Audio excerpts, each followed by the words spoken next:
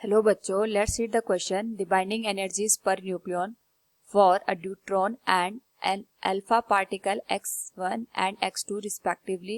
What will be the energy Q released in the reaction H plus H equals to helium plus Q?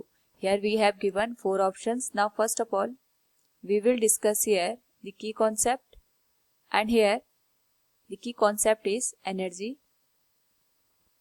released in nuclear reaction.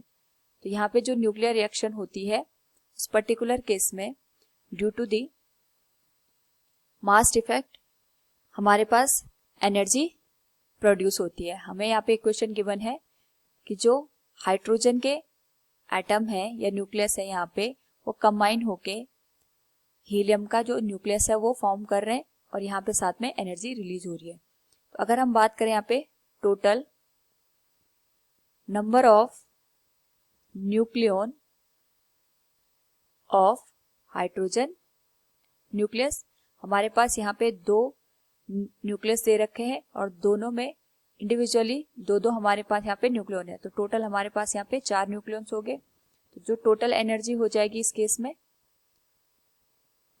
It will be 4 into x1. Similarly अगर हम बात करें यहाँ पे number of nucleon of helium, हमारे पास ये भी 4 है. तो जो हीलियम की टोटल एनर्जी है it will be 4 into x2 और यहाँ पे जो दोनों एनर्जी का डिफरेंस है it will give us the value of Q. यानी Q की वैल्यू हो जाएगी जो हमें एनर्जी मिल रही है हीलियम की माइनस जो एनर्जी हमें मिल रही है यहाँ पे हाइड्रोजन एटम की और न्यूक्लियस की. So we will say here the energy released in the reaction will be Q equals 4 into x2 minus x1. तो अगर हम गिवन ऑप्शंस को देखें तो option B will be the correct answer. Hope all you understood it. Thank you and best of luck.